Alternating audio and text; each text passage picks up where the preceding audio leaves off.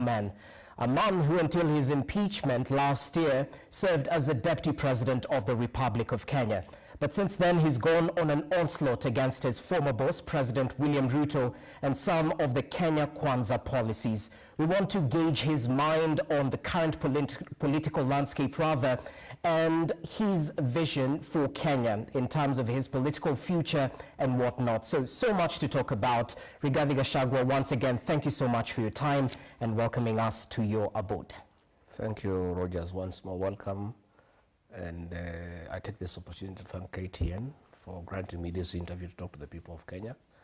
And from the onset, let me send my condolences for the loss of Njoroge Mwaura, a very renowned journalist.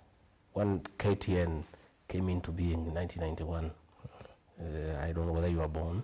Mwaura was very instrumental, and we admired him a lot. So I want to send my condolences to his family, to the KTN family, and to everybody.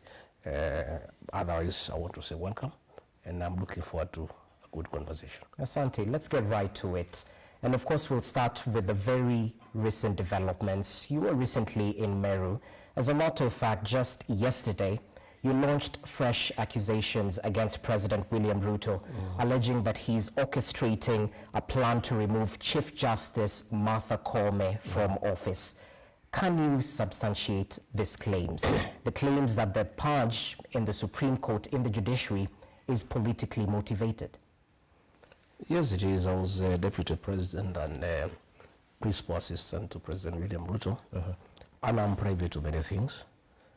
I also have a responsibility as a leader in this country to let the people of Kenya know what is happening. President William Ruto schemed a long time ago to remove Justice Martha Koome as Chief Justice and President of the Supreme Court because of refusing to be compromised. And he shared this with you? He shared with me, and many times he even quarreled me that a daughter from the mountain is being problematic, and accused me of being unable to manage Martha Koome to do things the way the president wants. And I told him it's not possible. I had many discussions with Martha Koome, and she's a stickler to the rule of law and constitutionalism. She's a very respectable judge, very qualified, and she got that job through merit. And I was against it. And I think the matter was put on hold until I was hounded out of office. And the matter now has been put in top gear, not just to remove Martha Koome as a Chief Justice and President of the Supreme Court, but to remove the entire bench of the Supreme Court. And I must tell the people of Kenya that we must be very careful, because the president wants and pronounced himself before me many times that as president he needs to manage the electoral cycle from the IBC all the way to the Supreme Court. And many times he indicated his desire to have the entire bench replaced so that he can put in place a bench that will do what he wants. And that is very dangerous for the country, because if he puts a bench that he wants to manage the conflict, if any, after the elections, the people of Kenya will not accept it. And what is happening is very simple. The president has the numbers in the Judicial Service Commission. So any proceedings against Justice Martha Koome and the 7 judges and the other 6 judges will just be a kangaroo court. It will just be like what happened to me in the Senate and the National Assembly. It will be predetermined. The president will thereafter set up a tribunal himself, and he will determine the outcome. So what we are looking at, I'm not just defending Justice Martha Koome. It's the entire bench of the Supreme Court. These are judges of impeccable credentials. These are judges with proven track record. These are judges who have made monumental decisions in accordance with the rule of law and the Constitution for the benefit of the Republic. And if the president has his way, bulldozes through the Judicial Service Commission, where he has the numbers, these judges will not get any justice. It will be a kangaroo type of thing. And then they'll give a recommendation to the president to set up a tribunal to try them. And the outcome is predetermined. So I need to ask the international community to keep a very close eye on this country, because if the president succeeds in putting his bench at the Supreme Court, he will have completed the state capture. Already as we speak, he has captured Parliament, both Senate and the National Assembly. He has captured the opposition. The only remaining line of defense for the people of Kenya is the judiciary.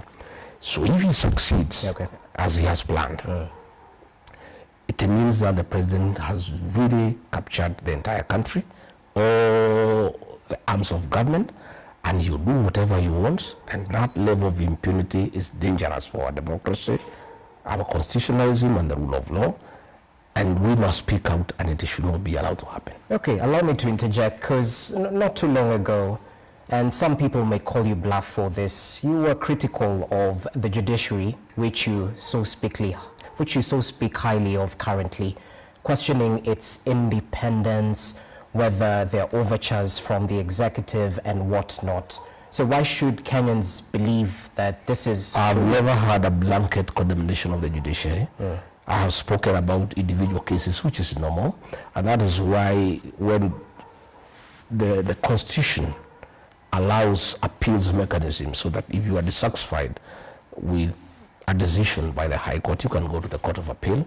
If you are dissatisfied, you can go to the Supreme Court, because judges are human beings. They cannot be perfect 100%. Okay. But you cannot remove the entire bench of the Supreme Court. And you see what will happen is that the president will manage the appointment of the new judges through the JJC, because they are the ones who will interview and recommend for appointment. So what will happen is that if this is allowed to happen, one, is very dangerous for the country. Okay. You cannot have a vacuum where there is no Supreme Court, where an entire bench has been sent home as we process the tribunal mechanism. Again, the danger is there, because he has pronounced himself, and I have told you, he did in my presence, that we must have a Supreme Court that we control. In fact, he told me, once you are president, it is very irresponsible for you to lose an election. Okay. You must control the election from IBC all the way to the Supreme Court. And the president is determined, and I know him. And this was a private conversation. Oh, yeah. Okay. But I must tell the people of Kenya, because in fact, initially I thought it's a joke. I never imagined that any president anywhere in the world would ever want to disband an entire bench of the Supreme Court. I mean, it would cause, one, a vacuum that is unacceptable, a constitutional crisis, that a country can stay without a Supreme Court for a certain time. Okay. And it's a very dangerous thing, and we must not allow it to happen. Then tell me this, Bwana Rigathi, if I can call you that.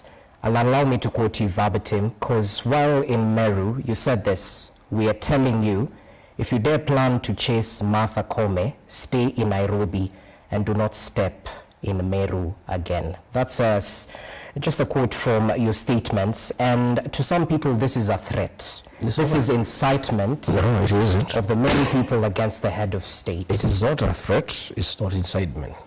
It's just a statement of fact. Many times I have offered free advice to the president. And when I was in office, I told him not to touch the mountain. I told him not to interfere with the mountain politics. I told him not to attempt to divide Mount Kenya East and West.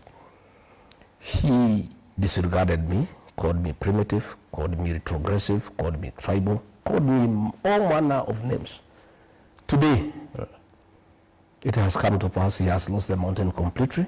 He is struggling on the tails of Honorable Raila Odinga to sustain his government, to keep it in power. All I was doing when I was in Meru, I was not in any way threatening the president. I was just telling him a statement of fact. 90% of the people of Meru are through with him. The remaining 10%, if he goes ahead to remove Martha Koome as Chief Justice and President of the Supreme Court, he will lose the other 10%. So I was telling him, there is no need for you to come to Meru anymore because people, they will not be hostile, they'll be cold and indifferent. So what happens if other leaders actually tell you, Rigathi Gachagua, you can't step in our region? I'm not saying I didn't, I just gave him advice. I said, I did not even say he shouldn't. I said, if you remove Mother Kome. Yeah. You know, I'm not saying he has not removed her. I said, Mr. President, you are planning with your deputy, the Mr. Yesa, because they are working together. And Mr. Yesa has been given the responsibility to make sure Mother Kome is out of the job. And in fact, the meeting that was held, and I've come to get the content, is that the president argues that Mount Kenya East cannot have the presidency and head of judiciary at the same time. Okay. Because Mr. Yesa is in the presidency and Mother Kome is in the judiciary, the president has told Mr. Yesa, if Mother Kome is not removed so that we can take this seat to another region, you will have to go yourself. So you must make sure that Mother Kome is out. In fact, that is a responsibility has been given.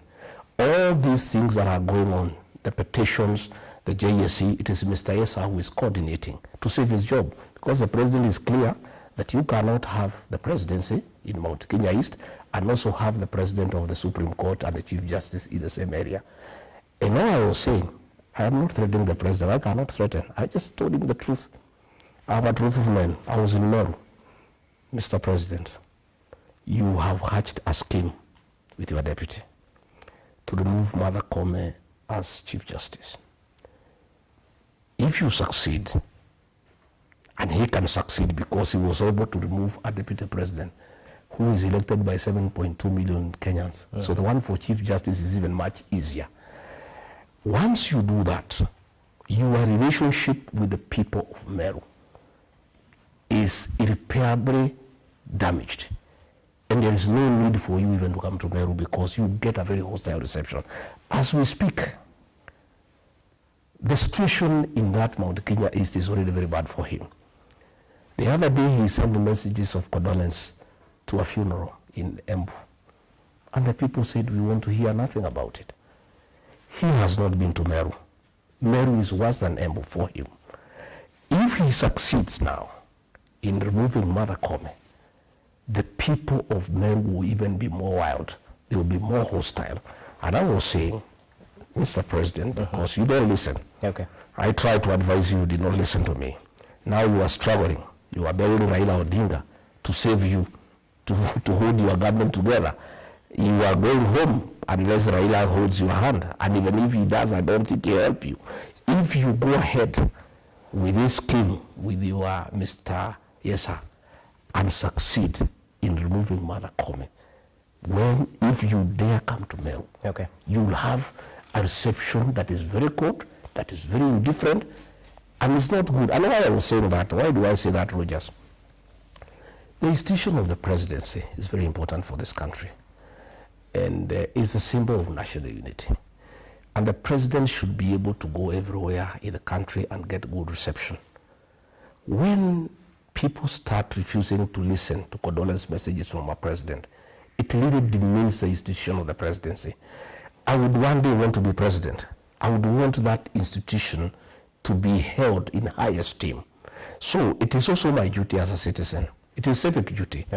Where I find the institution of the presidency will be demeaned by acts of the president, to advise him to think twice of removing Justice Mother Kome. Again, I also want to advise him, please stop disbanding the Supreme Court.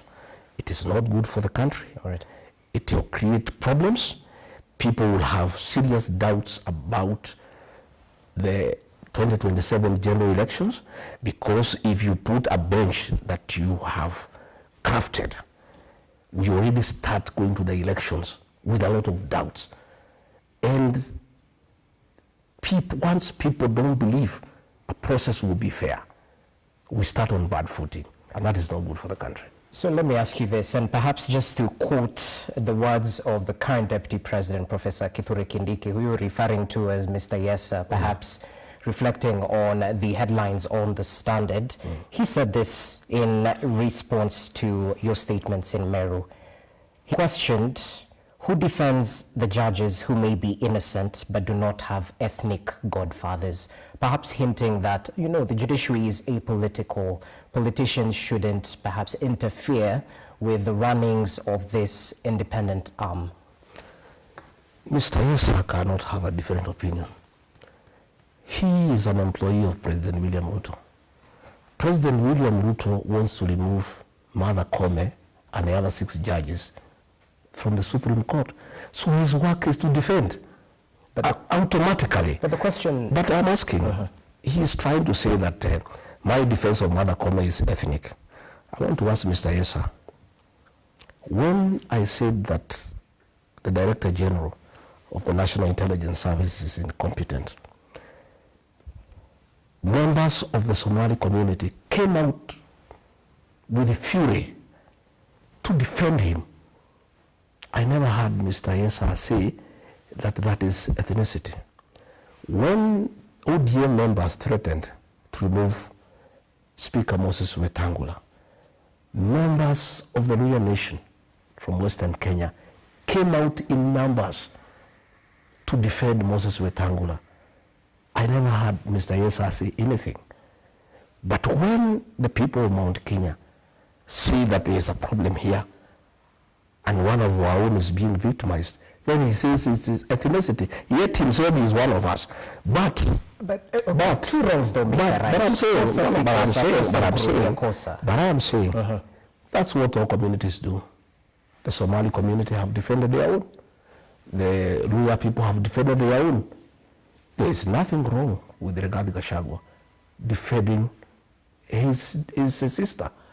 And because our MPs and senators have been compromised by President William Ruto that they cannot speak for one of their own, Mr. Yesa cannot see anything different from what he has been told by this employer. Somebody must speak also for the mountain people. Okay. And I really have no apologies because I'm not the only one. When the Somalis defended their own, nobody raised an issue. When the Westerners defended their own, nobody raised an issue. And this is what is happening, Rogers, in this country. That the only people who cannot defend their own are the Mount Kenya people. It is called tribalism. But when other communities defend their own, or when they take a particular position, they are called tribalists. I saw the CS Interior saying that defending Martha Koome on my part is tribalism. Yet, 2 months before, when President William Ruto was under a lot of attack from all corners for mismanaging the country, that CS said that the president was being attacked because he's a Kalenjin. So I want to say, this profiling of the Mount Kenya people must come to an end. The Mount Kenya people, like any other community, have a right to defend their people. They have a right to articulate their issues. They have a right to say what is good for them and what is not good for them. And I want to ask the Mount Kenya people not to be apologetic about who they are. None of us made an application to go to be born where we were, where we were born. That is God's decision. And we must be allowed as a people to have our own identity and to articulate our issues like all other communities do. So tell me this, and perhaps it's interrelated. What's the progress of your impeachment case in the corridors of justice? And equally, do you foresee an instance where you'll appeal all the way to the Supreme Court? I don't know. My lawyers will deal with it. By the way, I'm really list both about the impeachment and those matters in court. Is there any progress on that case? Yeah, we did file an appeal in the Court of Appeal. Because we were not satisfied with the bench, the 3-judge bench that was constituted by the Deputy Chief Justice, because the Constitution says she doesn't have such powers. But the judges ruled that they should go ahead, and we did appeal to the Court of Appeal. Today the matter was in court, and the Court of Appeal listened to our arguments and gave an order staying the proceedings before the High Court until the matter is heard. The matter is determined. So our lawyers are dealing with that matter.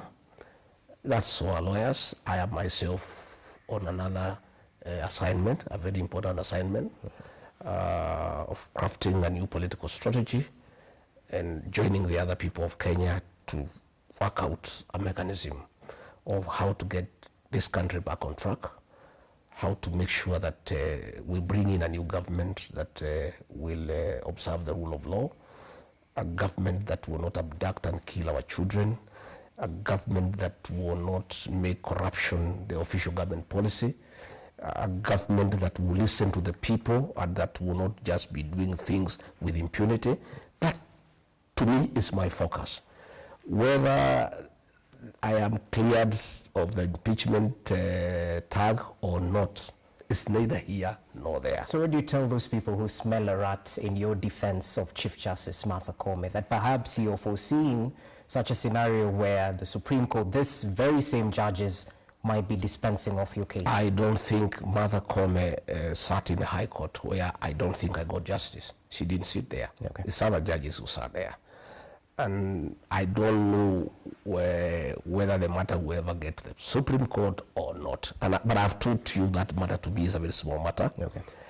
And it does not inform my thinking. All right. And I am just concerned about this country, that it is irresponsible to allow the president to disband the Supreme Court. It's not good for the country. It will create a constitutional crisis. Again, it will make Kenyans lose faith in the entire electoral process. Because if the president succeeds and disbands the Supreme Court and installs his own judges in the Supreme Court, then this country is going down to the dogs. All right. The level of impunity will be in acceptable levels, and the president will have succeeded to capture the entire Kenyan state. He has captured the parliament as it is. He has captured the opposition. Now, if he captures the judiciary, okay, we are done. All right, yeah. Let's shift focus to other matters, because just today, the broad-based partners, President William Ruto and Raila Odinga, had a presser, a conference, a meetup at State House in Mombasa. And we definitely saw the dalliance between these two leaders. In Kenya, we've seen this statement manifesting that there are no permanent friends or enemies in politics, only interests align. Are you open to working with Raila Odinga, the broad-based partner of President William Ruto? I am open to working with anybody who means well for this country. And I want to take this opportunity to tell the supporters of Raila Odinga from Nyanza that they should not fight the mountain people, because we are not their enemies at all. We have a problem with President William Ruto. We have no problem with Raila Odinga and ODM. I saw after Raila Odinga lost the AUC elections, some people from Rift Valley, supporters of the president, and some supporters of Raila Odinga trying to blame the mountain people for the loss by the very simple fact some 6-7 women in Karatina Market had celebrated the loss. First and foremost, the Mount Kenya people did not have a vote at the AUC. In fact, our only participation in that election as people of Mount Kenya is that the man we made president had a vote. And if he did vote for Raila Odinga, as he says, okay, then the people of Mount Kenya supported the candidature of Raila Odinga. We have no problem with Raila Odinga. I've had a lot of consultations with the people from the mountain. In fact, I have done almost 400 meetings in the last 4 months. And we'll get to that. And the people of that area have asked me to look for friends. And we are open to working with anybody who means well for this country. You know? But we're talking about a man you decampaigned vigorously in the previous election. A man who mobilized his MPs to vote against you in the impeachment. The voting against me by ODM people is neither here nor there. The person who orchestrated the impeachment is William Ruto. That's the person we have a problem with. He deceived the ODM people the way he deceived all us in the mountain. And for the record, we, for many years, had problems with Raila Odinga because he had been demonized as somebody who is against the mountain people. In 2020, President Uhuru Kenyatta convinced us that Raila Odinga is a good man. But President William Ruto, then Deputy President, convinced us that Raila is a bad man, he's a witch doctor, he is a lot of poverty, he means bad for this country, and William Ruto admittedly was more persuasive than Uhuru Kenyatta. But you're on record saying this. No, I'm just saying, come on. He persuaded us, and after he became president, he looked for Raila Odinga and he said he's a good man. So, Raila Odinga has been claimed by everybody. President Uhuru Kenyatta said he's a good man. William Ruto, who told us he's a witch doctor, who told us he's a lot of poverty, who told us he has no plan, who told us he is runnerless, who told us he's planless, today is singing praises for him as the best leader, not just for Kenya, but for Africa. So, we refused to vote for Raila Odinga, not because he was a very bad man, but William Ruto convinced us he's bad. Okay. Again, I must say that Raila Odinga was a victim of our community's distaste for betrayal. We felt that Uhuru Kenyatta had betrayed William Ruto by looking for Raila Odinga. So because we hate betrayal, we decided to punish Raila Odinga and Uhuru Kenyatta at the same time. But still 1.1 million people from our region voted for Raila Odinga. But now that William Ruto has betrayed us, knowing very well that he is a beneficiary of our community's distaste for betrayal, we are through with him. So Raila Odinga is there. Okay. He has not betrayed us. He has not done anything so grave, you know, that in our view makes it impossible for us to work together. But I have heard him say that he's going to consult very widely and he'll say the way forward. If he wants to be president, he can talk to us. We don't have a problem. And I also want to tell Raila Odinga and his supporters, I know I am not qualified to advise him, but from my working with President William Ruto, myself and my community, let them be very careful. I have heard them promise him to be Prime Minister. That is a lie, it's conmanship. There is no such position available in this country because it's not in the Constitution. For you to create the position of Prime Minister, it means you have to change the structure of government. You would have to go for a referendum. Yes. Today, if there is a referendum, it will be a referendum against the leadership of President William Ruto. And you will lose in the morning. So that position of Prime Minister is not available. So who's playing who? No, William Ruto is playing Raila Odinga. Let me tell you. There is no such position. So it's just a con. Number two, I think to be fair to Raila Odinga, I think he has risen above that position of Prime Minister. The man has wanted to be president 5 times. He now wanted to be the chairman of the African Union Commission. I think taking him back to the position of Prime Minister is a bit demeaning. In my view, the former Prime Minister has 2 options, in my view. I cannot advise him. I cannot pretend I have the capacity to advise him. He either retires in dignity or he goes for the presidency. Because there's no way you can ask for the presidency for 5 times and then you demean yourself, you want to become a Prime Minister. No. I think that will be very, it will be very, very demeaning. But again, finally, yes. I want to ask my brother, President William Ruto. Now that you say this man is a witch doctor, he's the Lord of poverty, he is the real problem of this country, you have changed your mind, you are saying he is the best for Africa, he means well for this country. Why don't you, if you are genuine, consider to do 1 term and endorse him to be president in the next election? If you're really genuine that this man is so good, this man can sort out this country, if really that is from the bottom of your hand, of your heart, since you have done 5 years, you are going to do 5 years and you have not done very well, why don't you consider to allow this man to be president? So what I would like to say is that in my discussions with people, we have, by the way, I must tell you in those discussions, if you want me to tell you. And we'll get to that. We'll get there. Yes. But I'm saying we are not opposed. to working with Raila Odinga. You're willing to support? Already we are working with Kalonzo Musyoka. Okay. We are working with Eugene Wamalwa. We are working with Fred Matiang'i. We are working with Eugene Wamalwa. We are working with all like-minded Kenyans.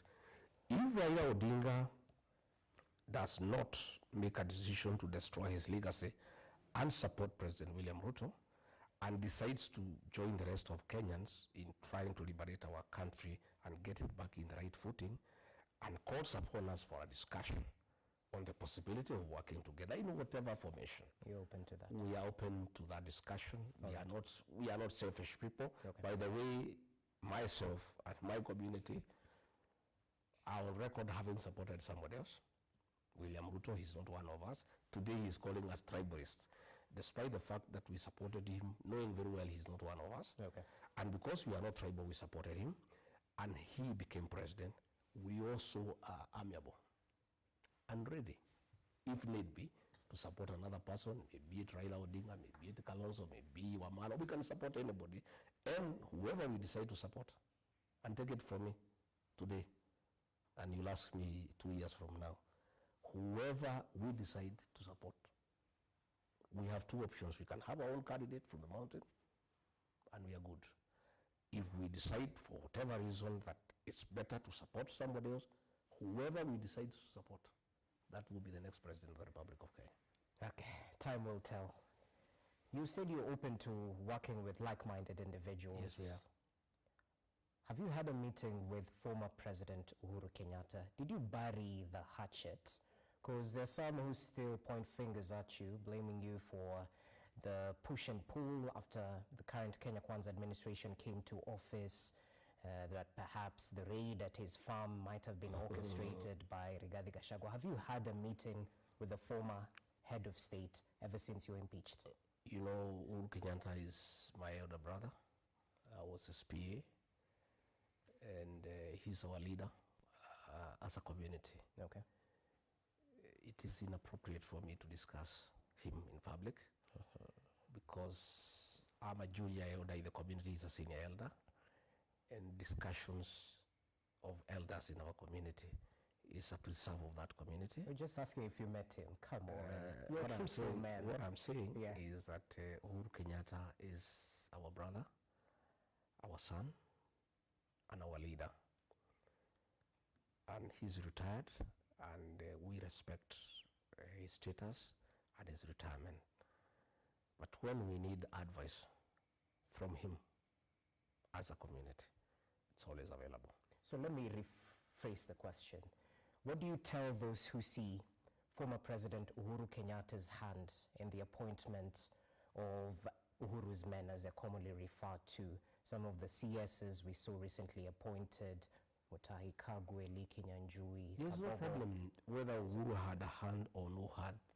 It, to me, is irrelevant. And he's a Kenyan. If he proposes some people to be appointed and they are appointed, so be it.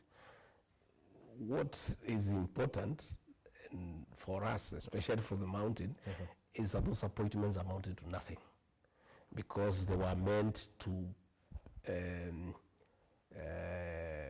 pacify the region that is very unhappy with the President William Ruto for deceiving them, for mismanaging the economy, and for destroying leaders in the region. And immediately they were appointed, there was a saying among our people that even if you revive Mwai Kibaki, Jomo Kenyatta, and Dedan Kimathi, nothing would change. So we are really not bothered. Let them go and work. They have been given a job to do. Let them go and do the job that they were given to do. We wish them well. If they can make a change and people of Kenya are better off than they were before they were appointed, we appreciate. They are our sons. Right. And we don't have a problem with that. Okay. Yeah. Why the delay in forming your political party? Because going by your own timelines, we were supposed to have that launch early this year. It was pushed, and now we expect that launch in May. Are you having challenges in registering? No challenges at all. Yeah. I had, when I left office, the people of my region felt that we needed to consult on the way forward, because as a community we felt very bad. The community felt totally misused by President William Ruto. They felt deceived, and we needed to consult extensively. And as their leader, they asked me to do that consultation. And I did a lot of consultation, the whole of November, the whole of December. I had hoped that I would have completed the consultations, but I hadn't by the end of December. Very many people still wanted to come and see me. You have seen even in the whole of January and February, they have been coming. Again, when we started the consultations, I had thought it would be a Mount Kenya affair, but I had not appreciated the interest my leadership had created in the country. And many other Kenyans from all other regions also wanted to consult with me, and therefore we had to extend our negotiations. But be as it may, our political party is ready, and for strategic reasons, I did not want to unveil it before.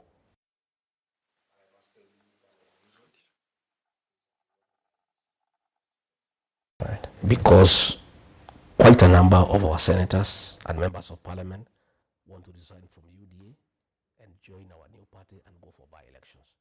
So we thought, my people thought that for us to get the right momentum, it's better for us to launch the party when IBC is in place. I want to give that reason now, because I've got quite a number of people who are through with UDA. They don't want anything to do with UDA. Just from the mountain? Especially from the mountain, because the whole mountain has moved from UDA. By the way, UDA now is a shell. UDA was Rigathi at the mountain. Without Rigathi at the mountain, there's no UDA. There's no party there. And our members, our supporters, in fact, if you mention UDA, and you have found even the MPs who move around with the president, they don't talk about UDA. Even the president, they don't mention him on the ground. So we decided that we want to wait for the IBC to be constituted. Then we launch our party so that we pick up with the momentum. We'll have several by-elections. We have today, as of today, 139 MCAs who want to resign from UDA and go for by-elections. We have. So you're going to force a by-election? We are going to have a little. Simply what you're saying. We are going to force a little general election after IBC is constituted, because our people do not want to live a lie. The mountain people, my brother Rogers, are honest people. They are people of integrity, and they don't know how to pretend. When they are through with something, they are through. And when they want to move on, they want to move on. So we have senators, we have members of parliament, we have MCAs who cannot pretend that they are in UDA. And are they the and they will repeat what Raila did in 1994. And I admire Raila Odinga because I remember 1994. He left Ford Kenya and went to NDP, and he resigned and he was re-elected. And since that time, his career has been very rosy. Even I'm encouraging my MCAs, MPs and senators, the ones who make that very brave decision, because that is very courageous. To leave a seat you have been elected, you resign and go back to the people. It's very courageous. But I want to assure them, the way I'm listening to our people, any leader who makes that decision will be re-elected without a doubt, with very serious majority. Number two, they will be heroes of our people. And their politics will be rosy for decades and decades to come. So that is one of the reasons why we have delayed. But I want to say our party is ready. Okay. And I want to correct, I have seen a lot of people trying to say that our party is for the region, for Mount Kenya. It isn't, it's a national party. By the way, I have a lot of people who are interested in joining our party. And the mountain will have a home in that party. But it's a national party for everybody. But that will be the home of the mountain. Just like ODM is a serious party, but is the home of the Nyanza people. Ford Kenya is a serious national party, but it's also the home of people from Bungoma and Trans Nzoia. You know, Wiper is a national party, but it's also the home of the people of Ukambani. Okay. That's the way politics move, because politics are local. And our interim national chairman is from Kajiado County. Our interim national organizing secretary is from Machakos. Our interim deputy party leader is from Kakamega. Our interim assistant national treasurer is from Kuria in Migori. Ours is a serious national party. I'm the party leader. Okay. It's a serious national party, Yeah. but it's the home of the mountain, and that brings in serious numbers, which is good for the party. Because the mountain, we have 6-7 million voters, so it's good for the party to have a base that is strong as part of the national movement. But we have very serious movement. We have very serious following in Kajiado, in Narok, in Samburu, Okay. in Kakamega, in Kisii. We are a serious national party. Then tell me this. Have you thought of the implications on the taxpayer if you instigate a by-election? Isn't that a selfish move? It's not selfish at all. We just have to be honest. We don't want to pretend to belong where we don't feel comfortable. President William Ruto has hatched a plot to finish us as a people, to destroy our leaders, to destroy our businesses. We cannot pretend. The other day, he chased away our chairman of committees in the Senate and replaced them with ODM people. How do we then pretend? How does the senator of Nyandarua, who was a chairman of a committee, has been removed and replaced somebody from UDM, pretend that he loves UDA? So to hell with the taxpayers because of these leaders. There are many other things that money is being spent, and probably it is not a priority. Okay. So we are saying we need to fix our politics. There is no way you are going to chase away people who got you elected on UDA party and expect them to remain there to support you. They will not. Those people will move on and they'll go for a by-election and they'll be elected. They'll come back to parliament on another party that respects them. But you cannot mistreat people. You mistreat them. You treat them like rubbish, like toilet paper. They helped you be president. They helped you to form the government. Then you use that very government to punish them, to mistreat them, and then expect them to continue staying in UDA and pretending that they are very happy and that they love you and that they are comfortable. Okay. That is deceit. Okay. We don't want politics of deceit and commanship. Interesting. Let's go to Wamunyoro. We might not be in Wamunyoro, but the essence seems to be here. Because needless to say, you've managed to quickly convert your Wamunyoro home into a new center of power, meeting dignitaries, defectors, and planning your next move.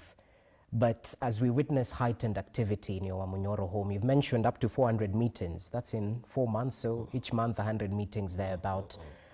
Your critics argue that you're slowly reintroducing the culture of kingmaker in Mount Kenya region, that you would go to the lengths of decampaigning Mount Kenya political leaders. And mind you, it's not based on how they've served the people in their constituencies, in their counties. It's simply based on their political affiliation. Well, to start with, there is no crime in being a kingmaker. Politics is about kingmaking. If Rigathi Gachagua and the mountain will be the kingmaker in the next election, so be it. There's nothing wrong. And by the way, we'll be king or kingmaker, either way. And there's nothing wrong about that. That is politics, and it's the practicality of Kenyan politics. Number two, there's nothing about Wamunyoro. Wamunyoro is just my home. It's simply I've shifted the base from the official residence of the deputy president to Wamunyoro. I was removed from office, but my followers went with me. So I'm still a leader with a serious weight in the country. And that is why they troop to Wamunyoro. And nobody comes for money there. They bring food, they bring goats, they bring chicken, they bring bananas. They come to see their leader and consult with him. Okay. You know, William Ruto had cheated the MPs from Mount Kenya region that once I'm removed from office, in 2-3 weeks I'll be forgotten. I think he must be having a shock of his life because he didn't understand our people. He was not one of us. We elected him. At a certain point, he imagined he's the leader of the mountain. And I tried to talk to him. I thought, you are not the leader of the mountain. You are just a beneficiary of the mountain's people destined for betrayal. They just voted for you because they felt you had been betrayed. And because they hate betrayal, they voted for you and followed you. But you are not their leader. I'm their leader. And he couldn't take it. And he thought that he would get rid of me and life would just continue. But the entire mountain left with me and followed me to Amanyoro. That's why you find the places of beehive of activities. The meetings you see in social media are the few that we report. There are many other meetings. You know ourselves, we are descendants of the Mau Mau struggle. We are very secretive people. We do meetings, many meetings have been done, and very serious decisions have been made by the community of how we proceed going forward. What decisions are these? One, the decisions have been made. One, that we are through with the President William Ruto for 5 reasons. One, he has betrayed the mountain. Number 2, he deceived us that he will work for us, he will do our projects, he will fix the economy, he'll make sure business is thriving. He has done the exact opposite. He has destroyed the health system. SHA is not working, patients are suffering. Today, the private hospitals have discontinued that program. The university financing model, he destroyed it. University students are at home. Okay. The economy is destroyed, overtaxation, destruction of business, evictions, demolitions. Really, the country has come to a standstill. Again, one or another reason is that when the mountain started moving out from President William Ruto, he activated a criminal gang that was very notorious in the Mount Kenya region in circumcising women, beheading children, raping young girls. He activated that group in the mountain to cause problems, and the people are very bitter with that. Again, another issue that people are very bitter is the introduction of alcoholic illicit brews in the region that I, as Deputy President, had successfully dealt with. And because of those reasons, and the most recent one that has really, annoyed the people of that region is his deliberate scheme to mobilize other communities against the mountain. You remember when he was in Mount Elgon, one of the MPs, one of his people, Wanyama, he told him to say that all other communities will gang up against the mountain people and isolate them. And since he spoke last, yet he claims every day that he's uniting the country. He never admonished him. Again, he has been using abusive language against the people of Kenya. That has really annoyed the people, calling people stupid, saying they are possessed by demons, and lacking respect for the people. And the people who made him president, the mountain people, because their vote was very decisive. It was 43%. He has turned against them, so they are through with them. So what they have told me in those consultations is that we must be in the next government through 2 methods. One, to consolidate our votes to 8 million votes and look for other friends and have a presidential candidate from the mountain. If we find the numbers are okay, we proceed. If we find the numbers are not okay, because this politics is a game of mathematics, we are not selfish. We are willing to work with other people, And Raila Odinga has been mentioned as a possible person we can work with. Okay. Kalonzo Musyoka has been mentioned. Eugene Wamalwa has been mentioned. Natebe has been mentioned. Even Matiang'i has been mentioned. And we are looking at all those options. And they have mandated me as their leader to continue engaging with everybody and come up with a formula, where the mountain people will be in government through their political party. This time, President William Ruto deceived me, and I joined him with my people without a political vehicle, and he shortchanged us, mistreated us, and he continues to do so. So we are going to have a political party with the mountain people and other Kenyans to engage everybody else. All right. And in fact, I was looking at it the other day with a few strategies from the region. And if we agree to support Kalonzo Musyoka, if we don't think we have the numbers, our first priority is that we are going to have a presidential candidate from the mountain, and we'll appeal to other Kenyans to support us. If we find it's not feasible, we'll support others. Kalonzo is an option. We looked at his numbers, our numbers and other numbers, and it's doable. Raila's is even more exciting, because Raila already has 6.8 million. We only beat him by 200,000 votes. If we agree to support him, we could. I told you it's a possibility.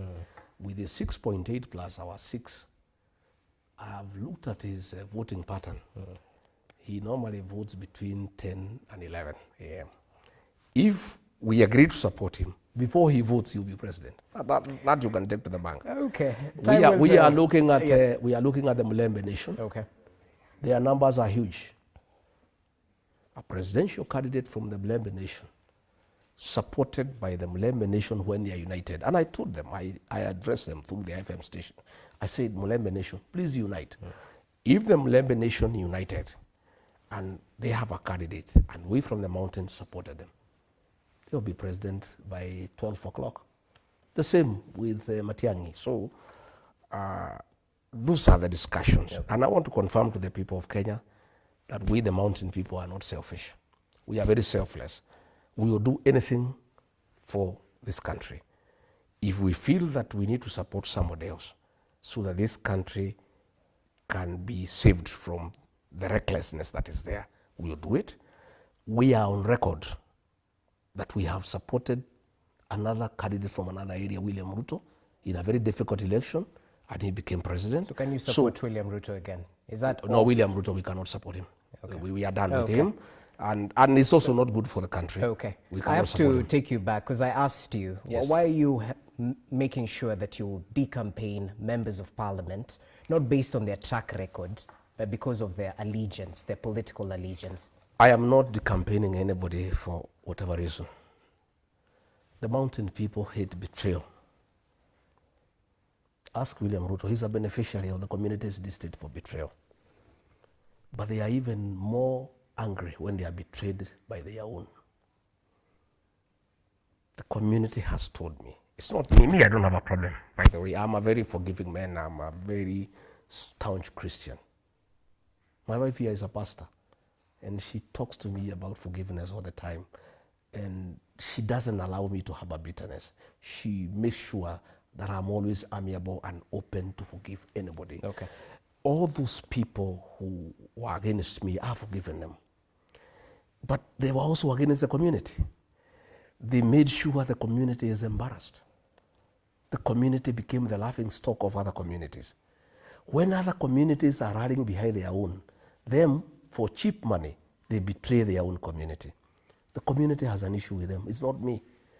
And if they come to me and persuade me that they'll work for the best interest of the community and the country, I am willing to take them along. So if your people tell you but they have to work a job with President William Ruto. But they have a job. The people have already told me they don't want. Okay. Already, I've consulted them and I asked them. I asked them, can I work with William Ruto? They said no. He has betrayed us.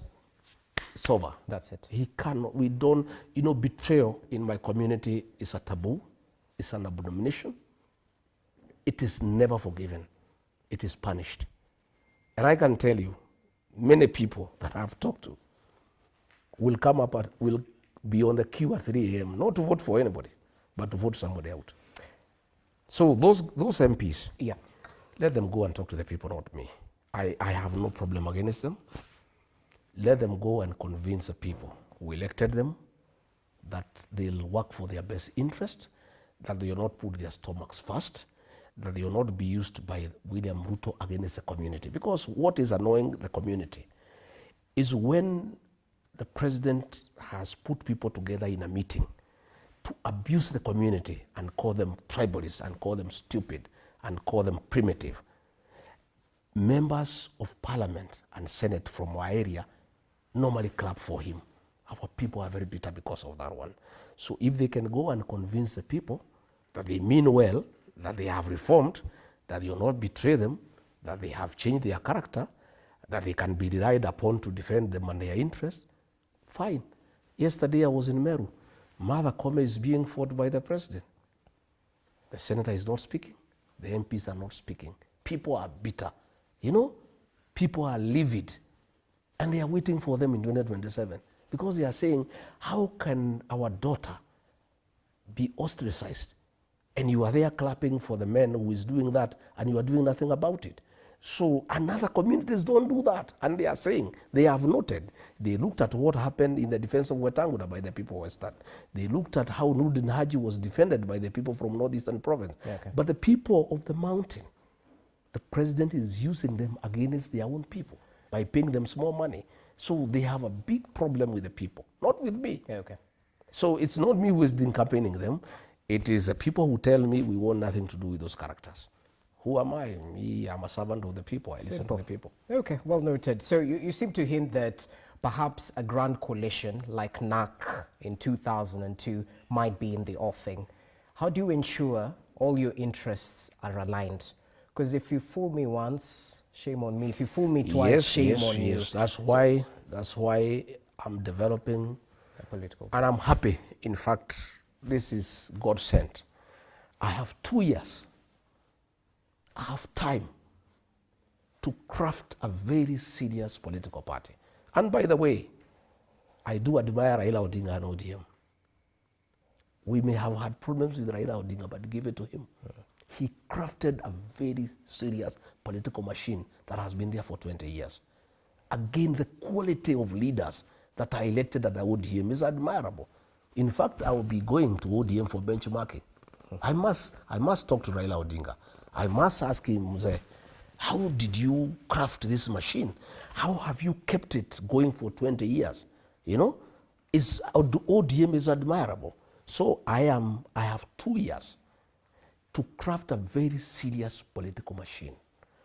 I'll make sure that in whatever coalition we go with whoever, our interests are well anchored through a watertight agreement, so that again nobody will ever deceive us.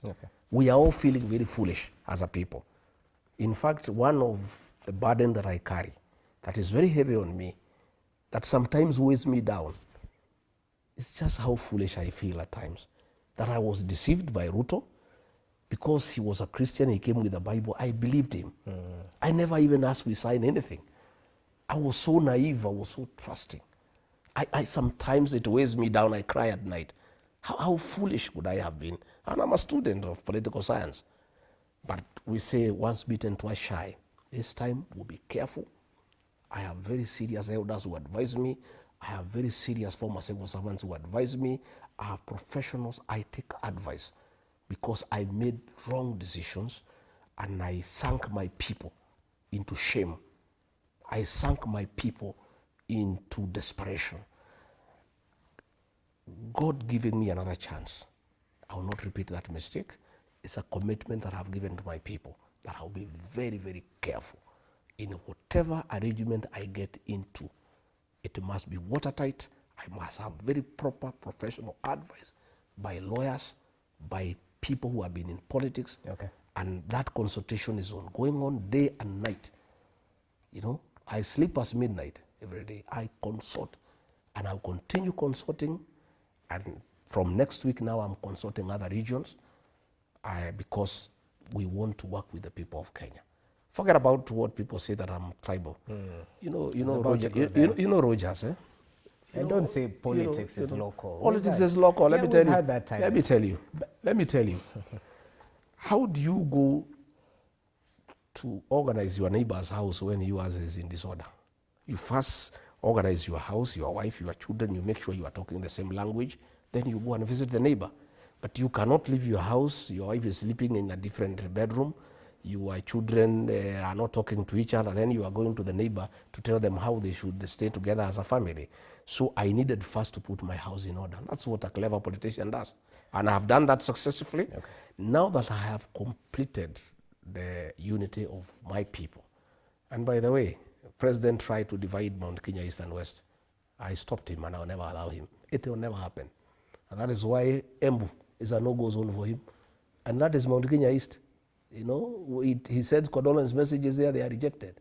And that is Mount Kenya East because the mountain people are clever and they know their strength is their unity.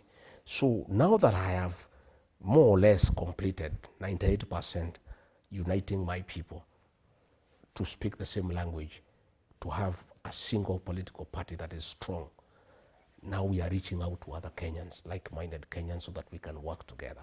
Do you think he will shake off that regional tag, that tribalist tag? I don't need to shake it because it's not a bad tag.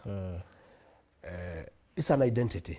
I'm Kikuyu, so But I did not apply true. to be born a Kikuyu. I did not apply to be born a Kikuyu. There is no crime I've committed by being Kikuyu. And there's no crime I'll commit by loving my people. There's no crime I'll commit by asking our people that we be united, because that's what all other people are doing. But it is only bad when it's done by the mountaineers. But when the Western people come together, that is regional integration. But to those who question your ability to rise above regional politics, to lead a country from a national point of view, not a regional point of view, what do you tell them? Rogers, I want to ask you, when I called a press conference in Mombasa to divert the Gen Z when William Ruto and the government were killing them, those Gen Z, were they Kikuyu? They were the children of Kenya. That is nationalism. When I was deputy president, I made sure that people of northeastern Kenya, nobody died from hunger. I have been to Mandera, to Wajir, to Garissa, distributing food, making sure the people of those regions are secure. When I defend the payslip holders, you know the payslip holders, their payslips have been impeached by William Ruto. They are very helpless. Their purchasing power has been eroded, and that is why the economy is crumbling. Because when you erode the payslip, that's the middle class, you diminish their purchasing power, then nothing goes on. There's no money in circulation. And I am saying we must form a government to rescue the payslip. We must dignify the payslip. And when we form the new government, one of the things that we must do, and whoever wants to be in coalition with me and my people, one of the things we must agree is that we must do away with housing levy, because it's not the business of government to build houses. It's the business of government to build roads, to provide water, electricity connectivity, to make sure there is a good working health system, to ensure people have security. That's the work of government.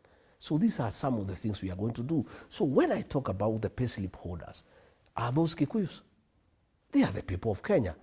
My national credentials are good.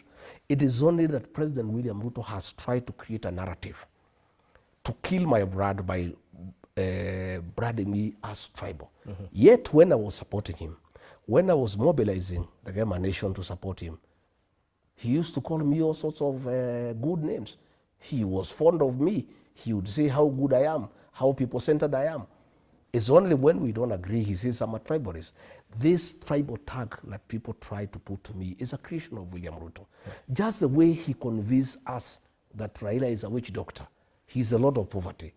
Now that they are with Raila, he has now zeroed in on Rigathi Gachagua as a tribalist. He says I'm primitive, I'm retrogressive, I'm incompetent. He is very good with words, and he's very persuasive. He's very abusive. You remember the abuses he gave against William Ruto. Those are the same now abuses he is targeting me. Every election he must have a target. Last election, the object of hatred created by William Ruto was Raila Odinga. He's a witch doctor. He doesn't go to church. He is the Lord of poverty. He is clueless. He has no plan. Now, this coming election of 2027, the whole game plan is Rigathi Gachagua. He's a tribalist, huyu ni mtu wa shares, huyu ni nini. But people are also very intelligent. People are very intelligent, okay. And they know now what they can trust and what they cannot trust. You can fool some people sometime, but not all the people. But you cannot fool all the people all the time. People have known William Ruto now. Okay. He's been unmasked. Those insults he gives against people, nobody now can believe him, because he's the one who told us Raila is a witch doctor. Today, 2 years down the line, he is saying Raila is the best man in Africa. So whatever he says now has no value. If in unfortunate event, God forbid, okay, I went back to William Ruto and we patched up, he would now say Rigathi Gachagua is a nationalist. And now he's saying today I'm tribal. I am not tribal. That is a tag that William Ruto has tried to put on me, and in the fullness of time, the people of Kenya will know who Rigathi Gachagua is. They will know what I believe in. And many people, by the way, believe me because I'm truthful. In difficult circumstances, when this country was burning, when the president said Gen Zs are criminals, is Rigathi Gachagua who called a press conference and said, no, these are our children, they are our sons and daughters, and they should not be killed, they should not be abducted, they should be listened to. Since we have adequate time till 11 p.m., I just want to take you back to your sentiments about Raila Odinga, because in the event you choose to support Raila Odinga, what makes you think you'll succeed where Uhuru failed? Persuading the mountain to vote for him? I don't know. Well, let's cross the bridge when we reach there. Does Raila Odinga wants to be president or he wants to support William Ruto? I think let's leave that discussion to when Raila Odinga has made up his mind. If he decides he wants to be president, then we can have that conversation. I think right now it is premature to talk about his candidature because we are not sure. I'm listening to Ruto people saying that he'll support Ruto. I'm listening to some ODM people whom the president has paid. And the president is very good in dividing people. And let me tell the ODM people, the same way he tried to divide the mountain, he's going to divide ODM. And you can see already some ODM characters who are being paid are already dividing ODM. You can find there is one section in ODM that is supporting William Ruto. There is another one of Akina, Sifuna, Orengo, Anyang, who are talking a different language. I see very serious attempt by the president to divide ODM. And you know, one time I asked him, when we were pushing Baba to go to African Union, and we were talking. We were not good friends, but we were talking. We would have a conversation. And I asked him, this Raila thing you are pushing, what's the end game? He said, fine, we want this Mzee to go to AU so that I can take over his block. I said, how will you take it up? He said, let's do ODM, I'll finish it, I'll destroy it, I'll take it over. And once Baba is gone, I'll have a few days, I'll get the MPs, everybody rally them behind me. That's what he told me then. And I think if Baba went, to a certain extent, he would have succeeded in dividing ODM. I don't think that is possible now, because I think Raila Odinga has built ODM for 20 years. I don't think, even if he wants to work with William Ruto, he'll allow him to destroy ODM. I think he'll still want to have ODM as a strong party. And if he wants to have a coalition with William Ruto, he would have ODM as a distinct political entity. What I would not understand is at what he would be in that coalition, because Raila's dream has been to be president. And by his status, even age, experience, exposure, he's presidential. I don't know what other role he would play in a coalition with William Ruto, but that's his decision. Once he makes a decision what he wants, then we can have that discussion. But I think it's premature now to because we don't know. Because I hear a lot of Kaluma, Junet, those they are saying that they are backing William Ruto. So I think it's premature to discuss whether he can be supported or not, because he has not decided what he wants. Once he decides and he says he is a candidate, then we'll sit with Kalonzo, we'll sit with Wamalwa, we'll sit with Natebea, Matiang'i, myself and others, and we look at the whole scenario. And whatever suits Kenya, I want to, from my end, I'm very selfless. So is my community. Whatever suits Kenya, whatever formula that can work to restore this country, to bring back our country, to fix our economy, to fix our foreign relations. As we speak, we are in very bad state. And even, by the way, we had a very good candidate for the AU seat, Raila Odinga. But the president buggered it, by the way. You know, and I feel for Raila Odinga. And by the way, I wished him well. And honestly, from the bottom of my heart, I really wanted him to be the AUC chairman so that he can have a dignified exit. This is a man who has gone through hell. He has been in detention for 8 years. He almost lost his family. He's a man who has really struggled. He was championed the second liberation. He has fought for democracy. He was very instrumental in the 2010 constitution. I honestly, from the bottom of my heart, felt that if he became the AUC chair, it was a very dignified exit for a man who has given his life for this country. It didn't work because the government buggered it. By the way, Had President William Ruto kept off that campaign, Raila would have been elected. All right. The minute he made, people hate projects. Not just here in the country, but even in Africa and the world. Raila Odinga was perceived to be a William Ruto project to take him to the AU to sort out his political problems in Kenya. And therefore, many African presidents had a problem with that, from what we gather. They said, we don't want William Ruto to dump Raila in AU to sort out his problems at home. So many people had a problem with that. Again, they were also not able to study the geopolitics in a proper manner and see how to handle them.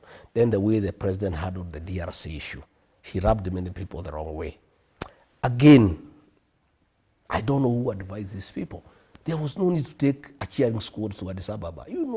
This election is a highly diplomatic maneuver, whispering to the ears of presidents, because it was very demeaning to African presidents to think that you can persuade them to vote for Raila Odinga by bringing a cheering squad, singing Bado Mapambano outside the hall. It was very demeaning to African presidents. So that was a diplomatic blunder. It was a diplomatic blunder. Okay. This guy who won came with only 4 people. Because these are presidents, these are people who make decisions based on many facts. You cannot persuade them by cheering, by bringing a crowd to sing around there and all that. And even many diplomats were very offended by Kenya, by the kind of show that they took there to Addis. So the way that thing was handled, they goofed in a very big way. Since you're talking about diplomacy, I have to reel you into the predicament that Kizza Besigye is facing. And not just that.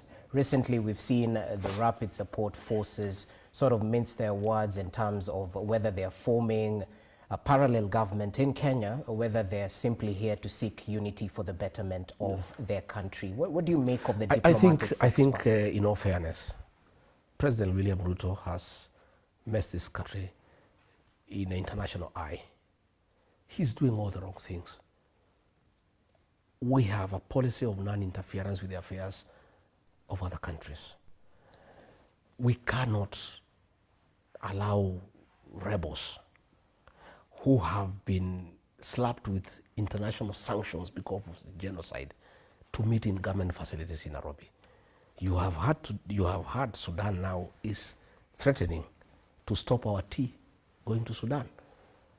And what is happening is that the president has put his personal and commercial interests ahead of the country's interests. That's the problem that we have. They are doing business with the RSF chief of gold that is being gotten from that area, brought to Nairobi and taken to Dubai. And you can substantiate Yes, I can. I have one time.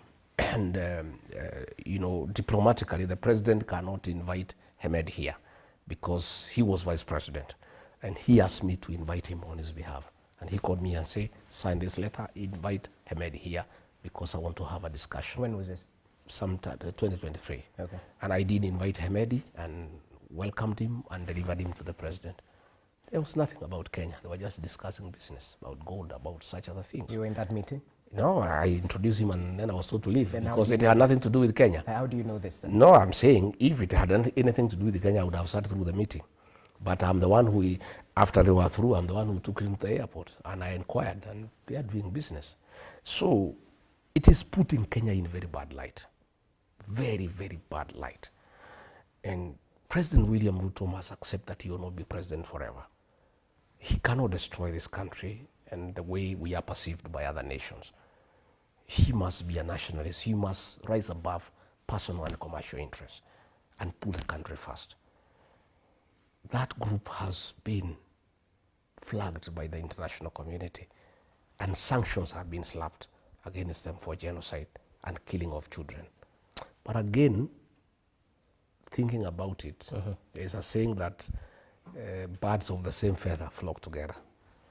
They are killing children in Sudan, we are killing children here. So again, there's convergence. I think birds of the same feather flock together. But we are looking very bad.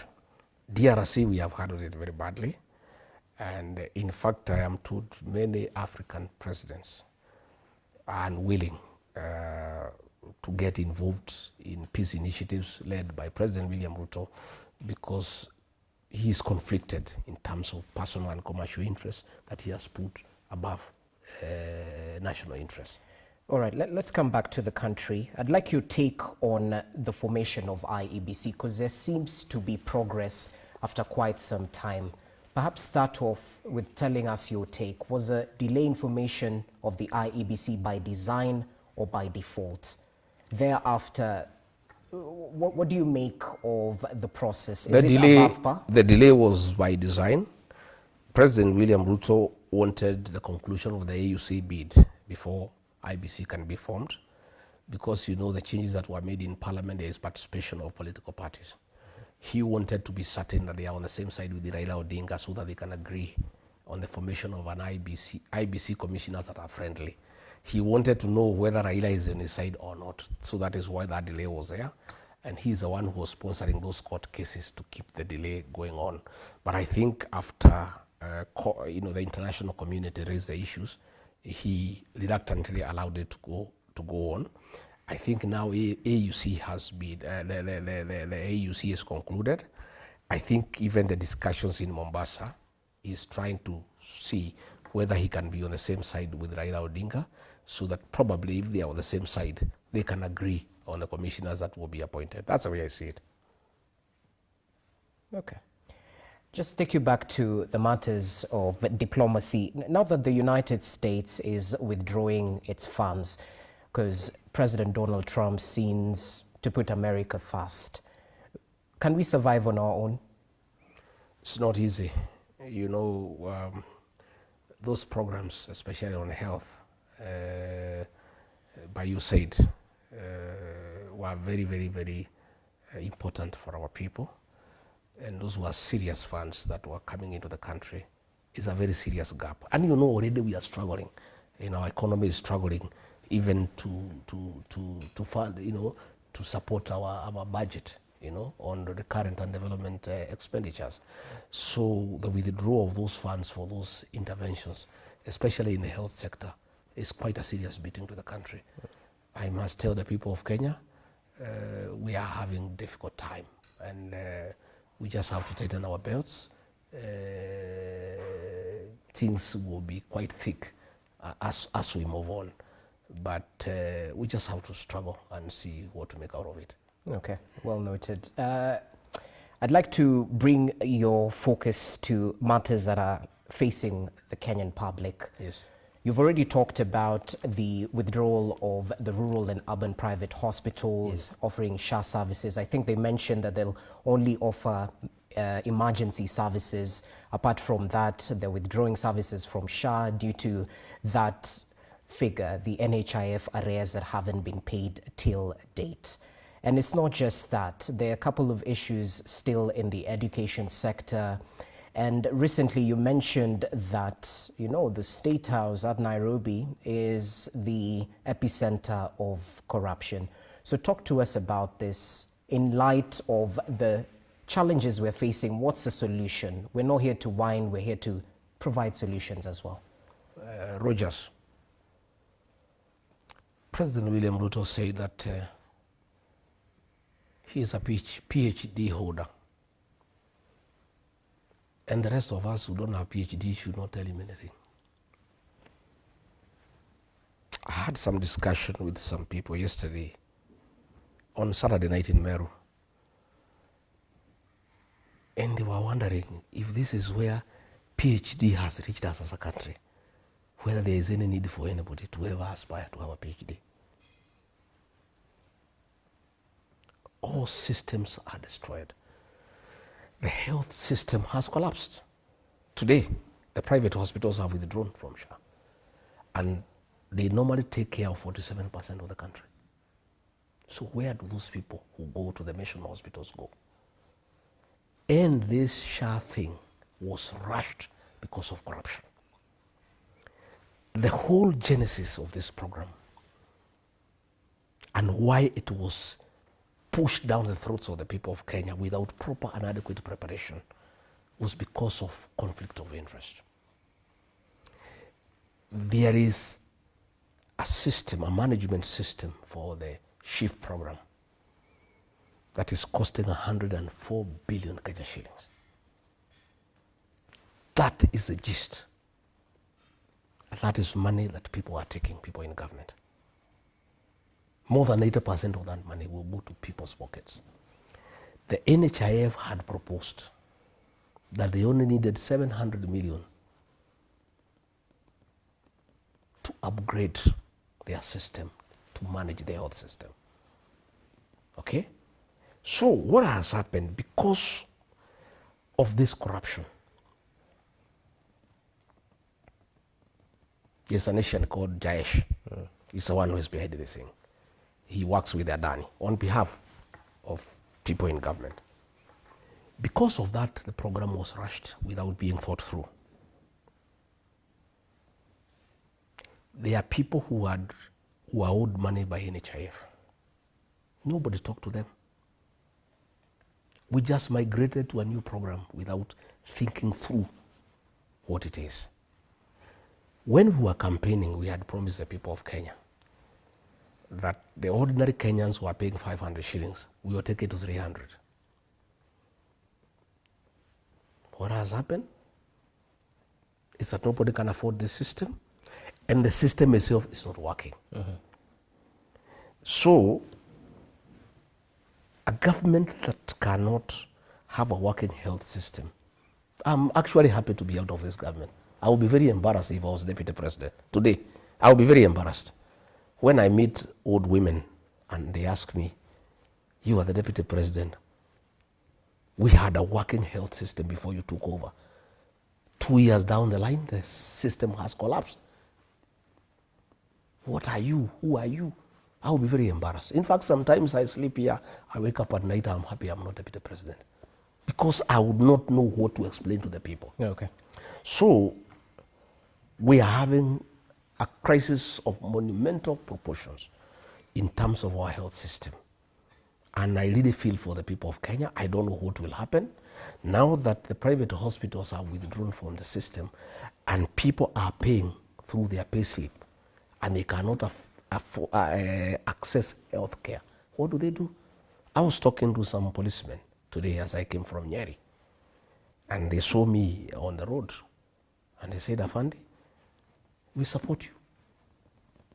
We are complaining even more than ordinary Kenyans. We cannot access health care. The teachers are complaining. You know, the teachers had a good medical system with some hospitals.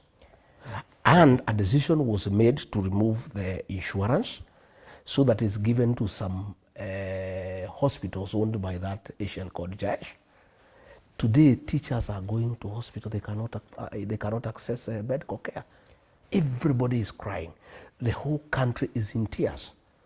And it's just 2 years down the line, you know. And I looked at, I saw after the AUC, I saw a fellow who works for the National Intelligence Service, an MCA from Nairobi here, called Alai. He wrote a big post trying to blame President Uhuru Kenyatta that he is the one who campaigned Raila Odinga at the AU. Okay. I want to tell those people of Ruto and ODM to leave Uhuru Kenyatta alone. Uhuru Kenyatta was president. His project did not go through. He conceded. He handed over power. Yeah, right. 2 years down the line, you cannot keep on blaming him for every problem in Kenya. Rigathi. Even when Raila Odinga does not succeed in AU, you blame President Uhuru Kenyatta. Mr. Gachagua, President Uhuru Kenyatta left. Let me reel you in, back to, away from Uhuru Kenyatta, because we've talked about that. Let's talk about solutions. If Kenyans are to trust you with the leadership of this country, what would you do different? First and foremost, Rogers, governance is about the people. The first thing you do if you want to govern well is to listen to the people and never assume them. Had we listened to the stakeholders in the health sector, we will not be in the hole we are in. The first thing we will do when we form government is to call the stakeholders and listen to them. And the people of Kenya, my brother, are very knowledgeable. We have an abundance of human resource in this country. People are extremely intelligent and very knowledgeable. But we have a government that listens to nobody. Nobody talked to people in the health sector. You need to talk to the doctors. You need to talk to the hospital owners. You need to talk to the paramedics. You need to talk to the nurses. You need to talk to the patients. You need to talk to the ordinary people. But I know that we could reform NHIF at a very small cost of less than 1 billion shillings and just improve on what was already working. You know, the Englishmen say, if it's working, don't fix it. Would have just taken NHIF the way it was. So that's what you'll do? Yeah, take NHIF from where it was, talk to everybody, talk to all the stakeholders, because they know they are the people in the medical world. Then they what know. would you do about the proliferation of funds through NHIF? Because this was an issue, not just... That is what we should have dealt with. Okay. You don't, if a leg has pus, you don't cut it away and throw it away and look for an artificial limb. You try to find why there is pus. So what we did is that we said because people are stealing from NHIF, we throw it out and bring a new system where you steal upfront. Because that is what is happening with SHA and SHIF. We are stealing upfront. 104 billion. That is stealing upfront. And this money for SHA is being taken to a bank that has been bought by the powers that be. Even money for the housing program is being taken to a bank. We'll be giving details soon. You don't have those details now? I have them, but I'll slowly. You know, we have to keep it. We can't give Kenyans everything every day. The money for the housing fund, because one, the Ministry of Housing has no capacity to absorb those funds. The PS was saying they have made 2 billion shillings. Why were we deducting people money from the payslip to keep it in the bank? It's very insensitive. We started a levy fund without an infrastructure to absorb the money. The Ministry of Housing, the State Department of Housing has no capacity to absorb those funds. And they cannot even let the National Housing Corporation, which has a proven track record of building houses, do it. This money, more than 100 billion that has been collected from workers and from payslip holders, there is a bank that the people in power bought. Which bank? There is a bank. There's a bank. Yes. There's a bank that the people in power bought. Which bank? And all that money has been put in that bank. Which bank is No, this? we'll ask what I'll do, because I want to do things the right way. Yeah. I'll get one of the members of parliament who works with me to ask a parliamentary question that must be answered. We would like to know where that money has been invested. Then you'll know that bank, and that bank was bought after we came into office. So it's about personal interest. Again, look at eCitizen, you know, Rogers. When we came into office, the president called a meeting, and he wanted to know why eCitizen was in private hands. And he was very furious. And the National Treasury was there, ICTA was there, the CS ICT was there with the PS, I was there, and he said there's no way we can collect funds from government people, from people wanting services from government and give it to a private people. That eCitizen should be owned by the National Treasury. And there were several meetings. Later on, that matter died. I was not called for any other meeting. Later on, I came to learn that people in government had actually acquired shares from eCitizen, and immediately the government went overdrive in making sure that all government services are onboarded on eCitizen. As we speak today, the private people who own eCitizens are people within government, and they are milking billions every day. That is why there was a big push, you know. It was done by another lawyer, it's called a deal, it's an Asian fellow. These are the guys who are doing all the deals in this country. He's the one who was able to blackmail the owners of the eCitizen and force them to cede certain shareholding to people in government. And he crafted it. What is happening now, why every government service was onboarded, is so that the new owners of eCitizen can make money. It's not for the country. Can you name them? It's not for the country. Can you name them? No, it's you now to do investigative journalism. Okay, I'm I'm giving you the hints. Okay. I'm giving you the hints. Yeah. That from one, e-citizen is in private hands.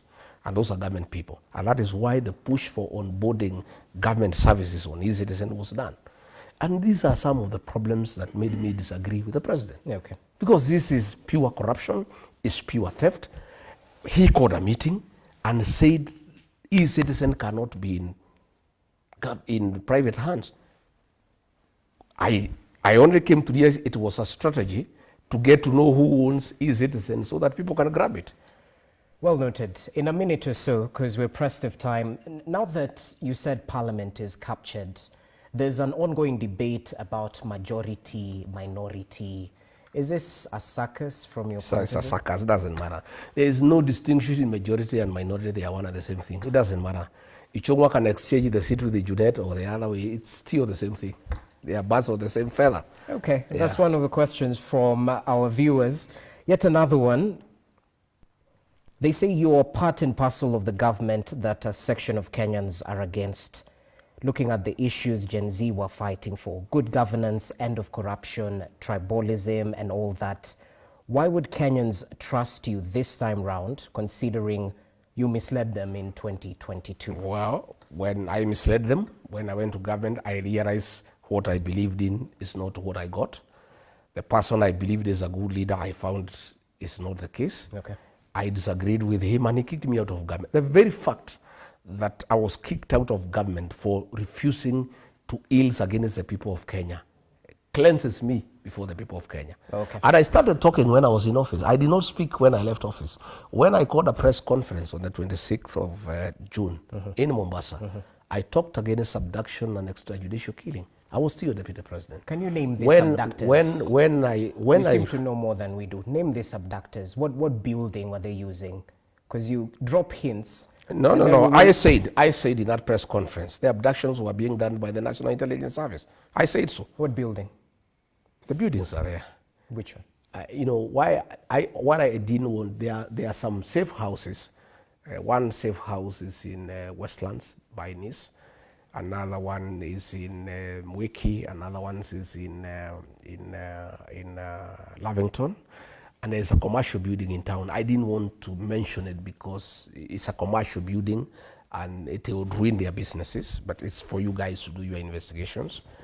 But even Justin Muturi, when his son was abducted, Kindiki was taking me in circles. Kome was taking me in circles. Nurudin was taking me into circles. Amin was taking me in circles. He complained to me the president was out of town. I called all these people, they were also taking me into circles. Okay. And we did agree with him, he faces the president. And he faces the president, and he has the president.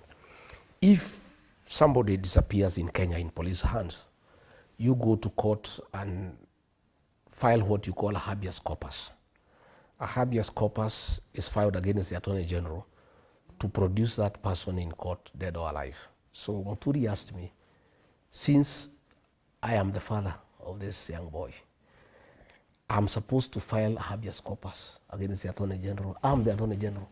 What happens? So I advised him to go and face the president. He faced the president. Yeah. The president called Nurdin Haji. The man was released. So it is clear who abducts people. The president knew who abducts people because he knew who to call. Whoever was called released the young man. So what other explanation do you want? About it?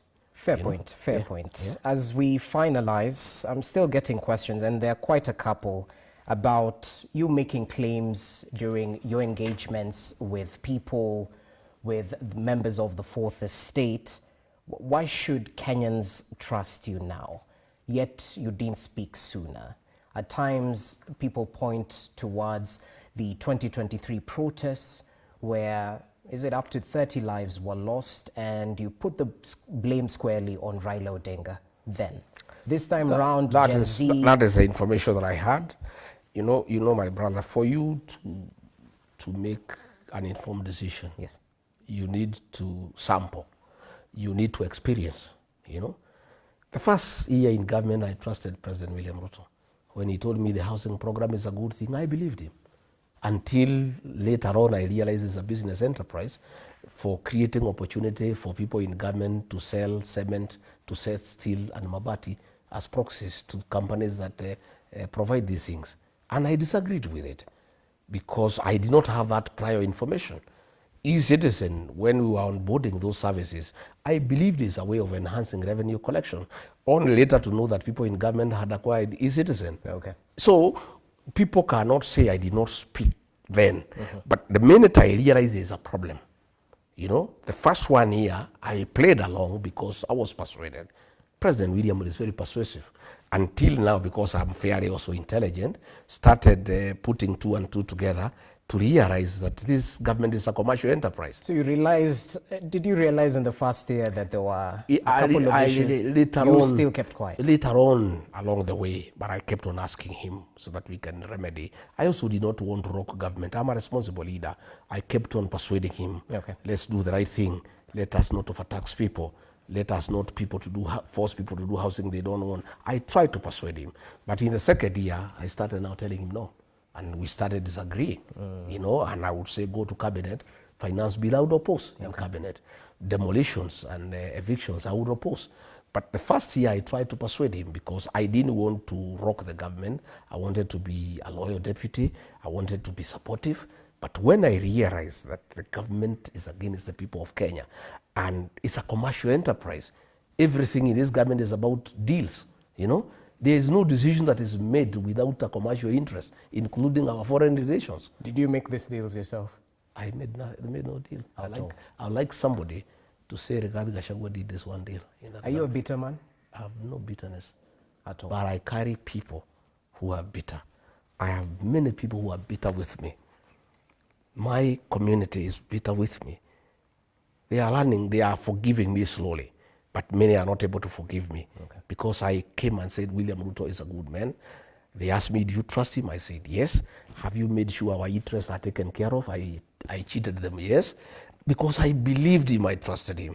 When I went later to tell them I had nothing written, they blame me up to today. So I'm a leader of a very bitter people. But myself, I have no bitterness. I'm an easy guy. You can see I look happy. I sleep well. I am more easy. I have time for my family. I have time for friends. I also have time to listen to the people of Kenya. All right. And I am also a very hopeful man. I'm sure, you know, God is with us. And in the fullness of time, I'll be vindicated. And for my people from home, from my region whom I wronged, I'll do everything possible to fix the wrong. So that I also, you know, persuade you that I was conned like you are conned. I was deceived like you are deceived. And I'll have the opportunity to right the wrongs that I did. Okay. I will be more careful. I will be more thorough. I will be more consultative. I will not assume anything. I will treat everybody as a suspect until proved otherwise, so that we don't make wrong decisions that can put our country where we are. Well noted. As we finalize, speak to the nation, those who are yearning for solutions due to the predicaments they're facing in the Kenya Kwanza government. Equally, your political path, speak to that. I would like to tell the people of Kenya that Kenya is a beautiful country with good people who are very hardworking, very industrious, very enterprising. The problem of Kenya is one of leadership. There is a book I read sometimes back called The Problem with Nigeria. And it says Nigeria, there's no problem with Nigerian air, soil, the people. The problem is leadership. The problem that we have in Kenya is one of leadership. And the first solution to all the problems that bedevil our motherland is to fix the leadership, is to get the right leadership. People who are patriotic, people who put national interest above their personal interest, people who listen to the people of Kenya and not abuse them. Because it is very bad to abuse people and insult people when they tell you the way they want to be governed, because people must be allowed to say the way they want to be governed. Because at the end of it all, the sovereignty of this republic rests with the people. So the first thing we must do is fix the leadership. Once we fix the leadership, the other things will follow. I am very hopeful that the people of this country at the right time will fix the leadership, and from there things will get better. I want to say my people who think the way I do, the leaders in the Senate, in the National Assembly, I feel for you the way you are being harassed, the way they are getting trumped up charges against you. The MP for Juja, because of questioning the funds for AUC, was arrested, and he has been charged with a crime that is alleged to have been done 30 years ago in 1994. Today, he's being arrested and charged with a matter for 1994. It's harassment. There is a scheme to plant bangi and arms on Senator Karongo Thangwa, so that they have tried to look for something to arrest him. They want to plant bangi so that they can arrest him. They have been trying to get charges against me. A whole unit called the Economic Division at DCI, about 16 people have been assigned to turn my life upside down. Right. And see whether they can get something to take me to court. My own children have been harassed. They used to have a place they were doing business. They have stayed there for the last 7 years. The person who had listed them, the office was called and threatened that you must cancel the lease and throw them out. They were thrown out at night by policemen, and they came here crying. I said, it's okay. Your father has taken a certain decision. He's your father, so you must suffer the consequences. So I asked my children just to take it easy. These things will go. No situation is permanent.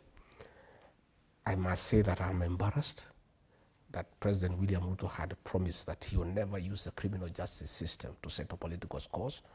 He has even perfected it more than the fourth administration. You know, people are being harassed. Our friends are being followed everywhere.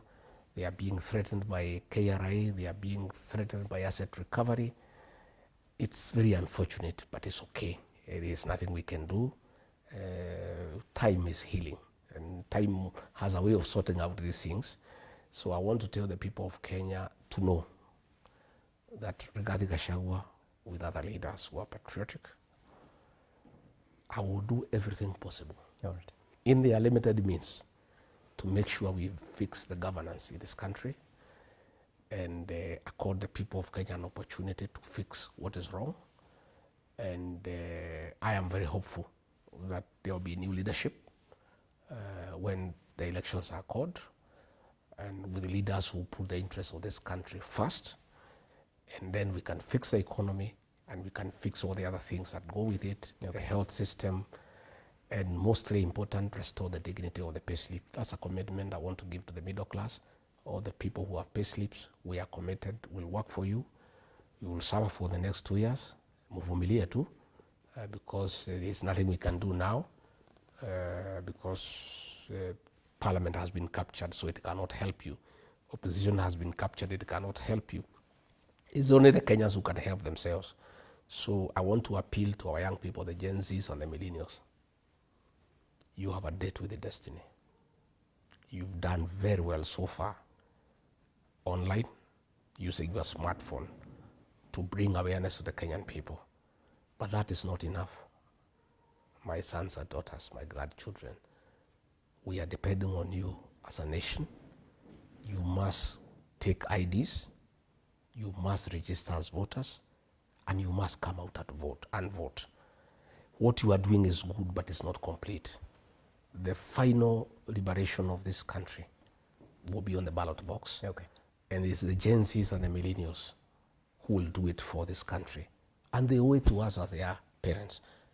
As we are getting tired, we are aging, we are getting a bit sluggish, our young people have a responsibility for us and for the country to sort out this issue.